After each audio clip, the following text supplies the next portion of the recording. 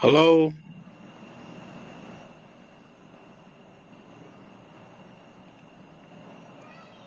hello. Oh, Hey, I have a question. Uh, do you know the process of the W4 sandwich? nope. I don't do W4 sandwiches. You need to go to one of the Oh, W4 classes for that, brother. okay, bro. Thank you. Yep.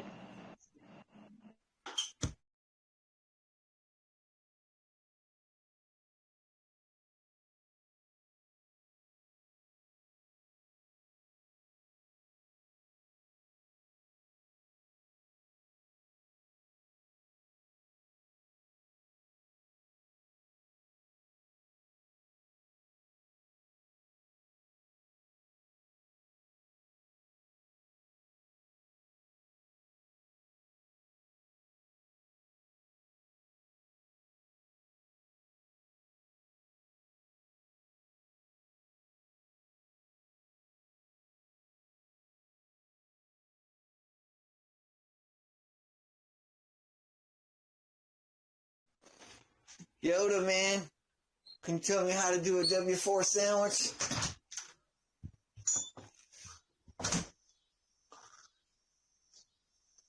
I know you know how to do it. Put some, fill one out and put some stamps on there that are worth silver. We can use some equity in our W4. You think it'll work?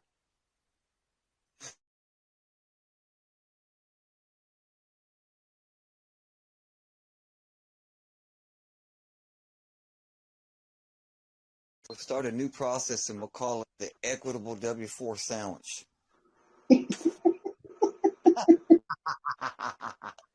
Does he know they told you to shut up yesterday on the W4 channel?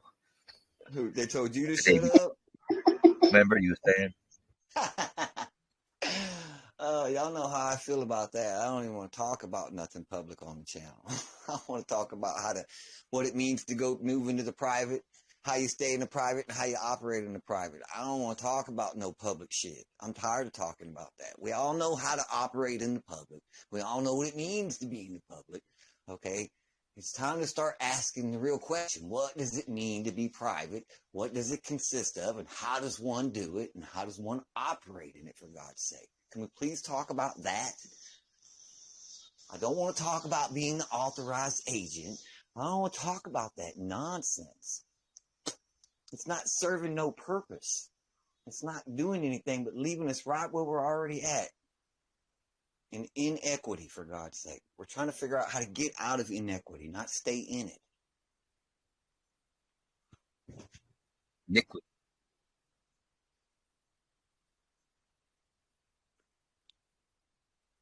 I'm going to start a new channel and I'm going to call it the Equitable W4 Sandwich. And we'll see how many members I get. And my guest speaker is going to be Yoda.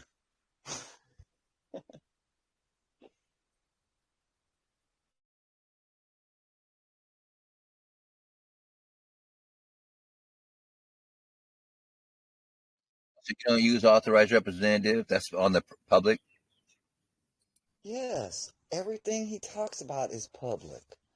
He doesn't talk about anything about going and moving into the private, what it means, none of that. Listen to him. He loves being the authorized. I don't mind being the authorized agent. Okay, fine. But I don't. I don't want to be. I want to be the beneficiary, not a beneficiary, the beneficiary. There's a difference between the two.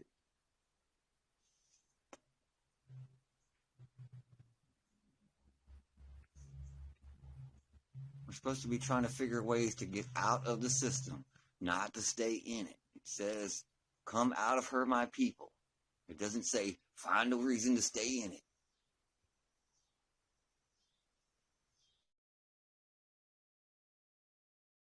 This was Dodge. You'd be getting out of Dodge first. Get out of Dodge, right? You gotta quit playing dodgeball.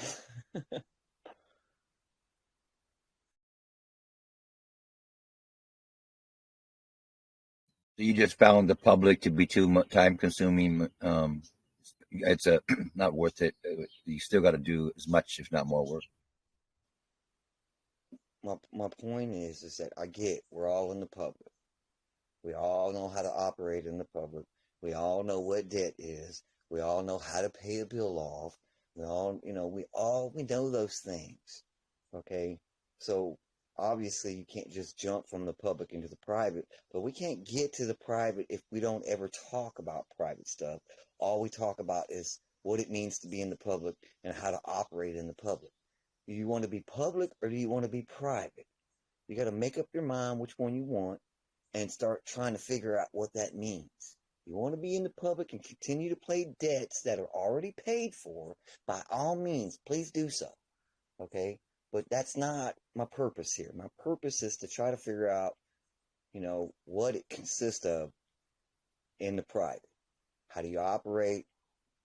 How do you move into the private? What that means. We never talk about that because everybody wants to talk about paying some debt off in the public instead of moving into the private and realizing that when you move into the private, all of those debts go away. All that shit in the public goes away. So why are we talking about staying in the public to create more debt? Because debt is perpetual. Okay? You can pay all your bills off. Then what are you going to do? You're going to run back out and create some more debt. And then you're going to be right back in the same boat you were in. Nothing's changed. You're still in the same position. You're still being held as a surety. You're still acting like the trustee. You're still liable for everything. What's the difference? Right? I mean, do you want to... What I was are going we to ask, talking? I was thinking maybe I could be public in Australia and private in the US. That's still mixing them together, but it's two different countries, so it's kind of practical. That's You not going can to work. look. So when I say public and private, you're still going to have a transmitting utility in the public in order for it to do commerce. But you, the living, breathing man, are not going out into the public and doing business and creating debt under that pseudonym. Okay, that nom de guerre. You have other things that are doing those things for you and managing those things. You aren't going You're just out going to and use debt. your main DBA or something? Your trust, man. Your trust, your LLC, your sole LLC, yeah, proprietor. Whatever it is that right. you choose to be as your transmitting utility, not using using the all capital letter name to go out and conduct business with. It's not what you're Ain't that supposed the to do. same as a DBA? That's a Is it what? DBA, like same thing, I guess. Yeah, it's sole proprietor. It's another form of business. There are 7 entities.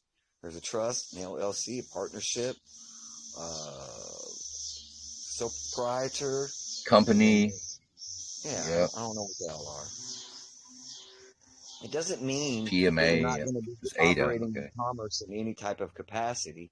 It just means that you, the living, breathing man, are not going out in the public and creating debt under what you think is your name. It's not your name at all. It's their name. It's their entity. And you're using their entity to go out in the public and to gather wealth and create wealth for them, right? You don't own anything that's in that name. It doesn't belong to you. It's not your name, right? Ownership in that name has never been advantageous to you. It never will be, because at the end of the day, anything that's in that name is pledged to the national debt. Okay? That's why the elite own nothing and control everything. They don't have shit in that name. That's why they can't be held liable for anything, because they have corporations and all these different entities out in the public that do all these things for them, while they sit behind layers and layers of protection so that they can't be held liable for anything. I don't want any liability. None. Zero. Are you going to have as many layers as them, or are you just like... I'm going to have whatever it takes, John. That's the point, because like to avoid commingling of funds, you got to have at least 1 or 2 layers, I guess. Well, if I ever had enough money or capital or equity or whatever you want to call it, then I would put people in position to take care of those things for me so that I wouldn't have to do any of that stuff. I can be on an island somewhere.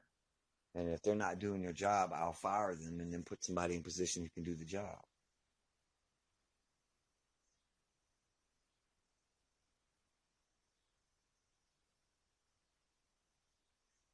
I don't have anything in my name anymore. I took everything out of my name.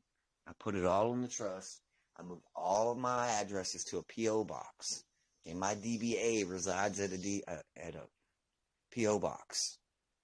I have no residency whatsoever. That's what I was going to ask you too. If two people have their name on a PO box, they can both have mail sent there, and it doesn't matter really. I mean, Yeah, maybe it's just the first name, but then the other people have mail coming in too. But it's okay with the PO box holder. But is that legit? yeah, you can put as many people as you want on there. You put the name of the entities, or they're all entities. Okay, whoever's going to receive mail there, you just put the little thing on when you get your application. And if you want to add somebody to it, you can go in and ask for an addendum, and then you just put whatever entity you want on there. All can be care of, though, I guess. Well, I use there's two addresses to a PO box. There's the rural route, and then there's the PO box. The PO box is the public. The rural route is the private. Anything that all of your entities come in the public. Anything that's addressed to the living, breathing man comes through the rural route.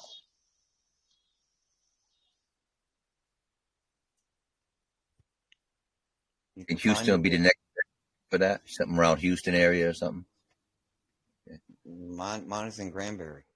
I'm saying, but for the next one, you probably go for. If you say you did another one, No, I only have one. I left Houston.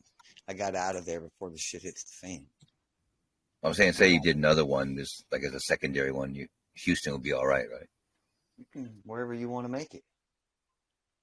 But I mean, you're going to need somebody to go check the mail. I'm not driving 350 miles to check your mail.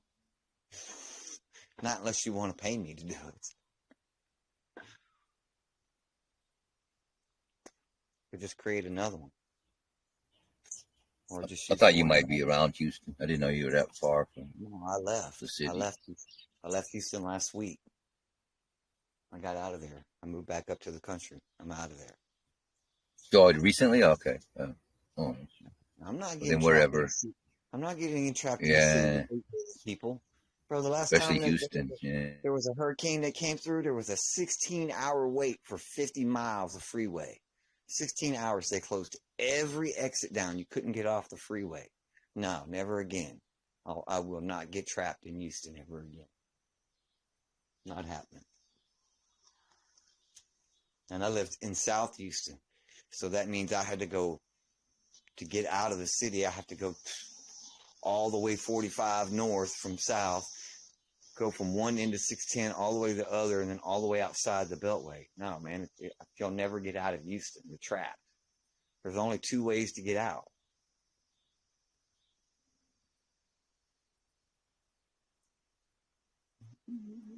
Can I ask some court stuff? Because I'm trying to figure out some stuff and I'm really lost. Okay, I can try to help. I don't know if I'm going to have the answers for you, but. So I'm trying to understand what a green cover sheet is. Is it green? What exactly is that? Why do I need that? Okay, I've never heard about a green cover sheet before. Have you Googled it to see what it means? What does it say? It didn't come up with nothing. I've never heard that before. So I can't answer that one. All right, next question. Might ask Pastor. He might know what a green cover sheet is. Might ask Floyd. I would imagine Floyd probably knows, probably could answer that question better. He's master at the statutory law and dealing with courts. And green is probably his best color too. So I'm dealing with some court stuff, and I understand the 3 administrative process, but I'm also seeing something called motion for summary judgment, and I'm trying to do this the right way. I'm trying to protect me and my children, and I'm just trying to have understanding when I go into miscellaneous file, what is that first paper that I need to have? So you're trying to file summary judgment on what? You know what a summary judgment is? Yeah, It's to say what has happened. There's two states involved, and I have a really nasty background with a very abusive ex, and I have two children with me, and we moved from one state, and we're in Texas, and he has put some stuff through the courts that I was never part of. I was not served. I was not nothing. And now there's a writ of attachment, and so there's fraud in court, and I need to take it out of the state level and put it in the federal level and stop this. Okay. Well, have you exhausted all your remedies on the lower court? Because they're not going to allow you to bring it up to the federal level until you've done that. Now, a summary judgment is when the judge has ruled in your favor, okay, and then you can have that judgment enforced. So if you haven't got a judge to sign off on something, so let me give you a good example of summary judgment. Say that I have a contract with you, and I did the job, and you refuse to pay me. Okay. So what I'll do is there's two ways to do it. I can either get you in default by myself, or I can do what's called the notarial process. So through the notarial process, I would have the notary send you a notice, all right? And then if you ignored the notice, and then I would have him send you another notice. And then when you ignored that one, I'd have him send you another notice, right? And then and then one more time he would send a bill or whatever it was, giving you the opportunity to cure and make it right. And if you ignored that, now I would have a summary judgment against you, because the notary is a clerk of the court, right? So instead of having to take you after I would send you a certified letter 3 times myself, and on the 4th time send you the bill or whatever it would be, and you didn't pay it, then I would have those notices, and I could go down and file a complaint and take you to summary, or take you to civil court. And then when you showed up, prove to the judge that you went into default, and then the judge would rule in my favor, giving me the summary judgment. But if I did it through the notarial process, I wouldn't have to go in front of the judge, because the notary is the clerk of the court. So a summary judgment is a default judgment against someone for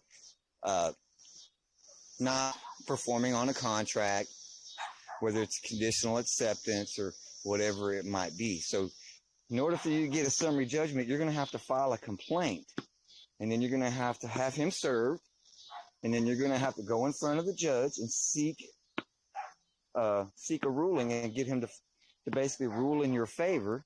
And then when he does, that's the summary judgment. You would be able to enforce that.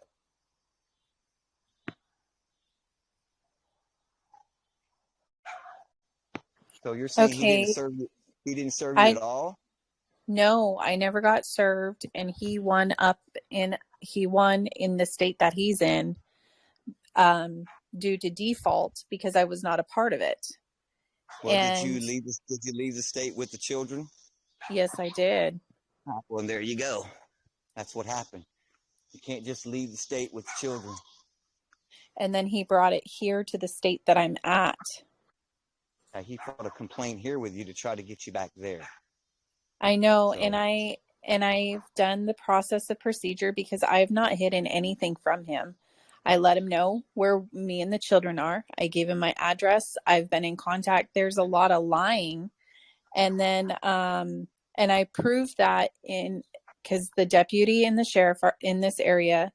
I let them know what was going on. I sent them screenshots. I said, look, I'm been talking to him, and proved that there was. It has to be convenient for him too, though, to see the children, right? Is that correct? Well, yes. And he came to town, and do you know he didn't even call or nothing to see them?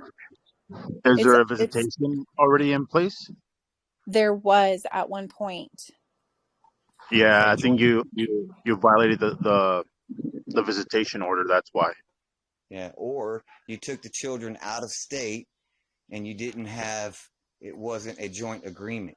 Like my ex did the same thing. She decided to just jump ship and take the kids with her and leave the state, right? And you can't do that. He has a right to the children just as much as you. Is he on child support? No, he stopped all of that. He hasn't been paying child support, and that I really don't care what he says there. It's the fact that even before I left that state, I had talked to an attorney, and he said, "Sure, do what you want. The only way that change, what do you call, the change of order can happen is by a massive circumstance, and that would be a massive circumstance. You can do it, because if I had stayed, nothing could have been changed." But he's not willing to talk to me, and everything he says, like there's lots of lying. I understand he's got his rights, but at the same time, I'm trying to protect me and the children, and I'm going, what the heck? You know, there's like, I don't know. I've Protect them done, from what? there is a sealed CPS record. So it's kind of like a balance between protecting and giving him the rights to see them as well. Did you Right. enter that field protective record into evidence, or has the judge seen it for them to even to like Yes, take it into? it's sealed up in Idaho courts. He was supposed to do a whole bunch of things, but then the judge never made him follow through and do those things. Was it And an allegation, or was he convicted? he got convicted of contempt of court. This isn't But like, about the sealed, did he get convicted for that? Not for contempt of court. oh yeah, he got convicted, or I guess I'm not understanding where you're coming from. What's sealed? Oh, the CPS record is sealed. You can get Use that He did not get convicted for that. Yeah, if it's Yeah, sealed, so he can't be held accountable for that because he wasn't like indicted, or he wasn't convicted for it.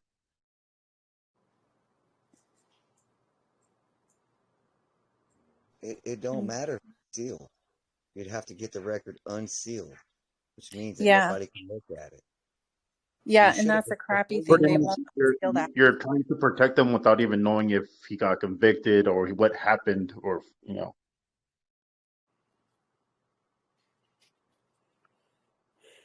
Well, I would have filed a restraining order on him and said that I did many times. I would have filed a petition with the court saying that it wasn't safe that you were staying there, and that you request the court to grant you permission to leave the state with the children without his consent. I mean, there's always, I'm not saying what you did was wrong, but at the end of the day, it's not really about wrong or right when you're in the eyes of the law. It's, did you follow the rules that were set in place for you? At the end of the day, I would never fault a mother for doing what she thinks is right to protect her children. Yeah, this is just so you know, I mean, the judge I'm dealing with, she's very corrupt. She's a judge that is known for taking children and placing them in CPS. She just recently took one of my friend's babies, and she got her hand slapped basically, and now there's a lawsuit against her. But she does a lot of medical kidnapping. Like, it's scary. File for a change of venue. So like you can't get a fair hearing there, and try to file for a change of venue. Somewhere that you think you might be able to actually get some justice or some relief. You feel like recuse this judge, right? And file for a change of venue.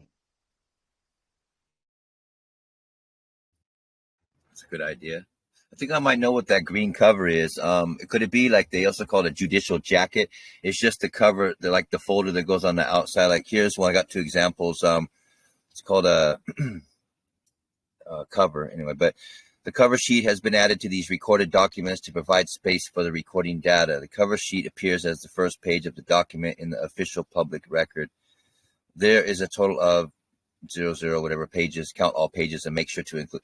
There's another one. It's just like a table of contents or something. Just tells you what's on the outside. It might be doing you a favor because just give us like a brief. That's all we need to see is it's the outside cover. Could it be that? I have no idea.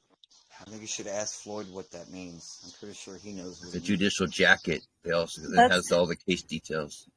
Okay, because I kept hearing of this green cover or this green tick, and I'm like, what is that? I'll I send I you don't know. That's why I was asking. have a look at the chat. I'll put them on there.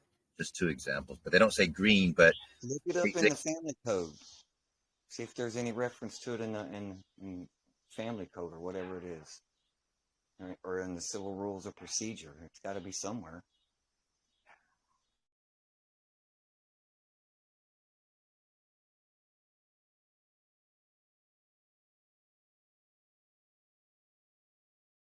If you're definitely worried about this judge not being honorable, I would definitely start looking into recusing the judge and then filing for a change of venue and get out of that courtroom.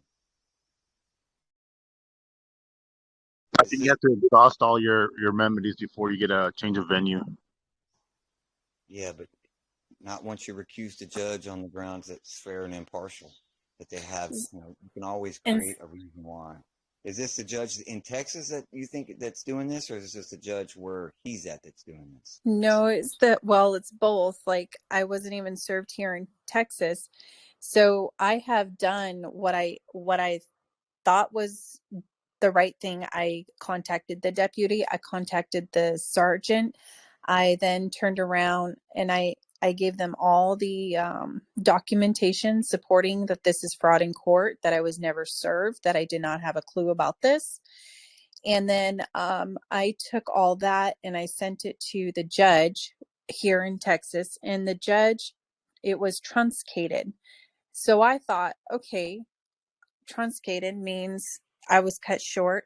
It said on there that it was passed, meaning passed back up to Idaho. So I went and called the marshal up there, that is part of the court up there, and talked to him. He said, you need to call the clerk that's under that judge. And I said, I already emailed her. I emailed her everything saying, how was this passed? How did you do this? I want all scopes of evidence because I was not a part of this. And she sent me like basically a 1-line email back. Mind you, I sent all the evidence of everyone I had talked to, everything, I was going step by step up the chain. And all she sent was, I can't help you. That was it. You had joint custody, right?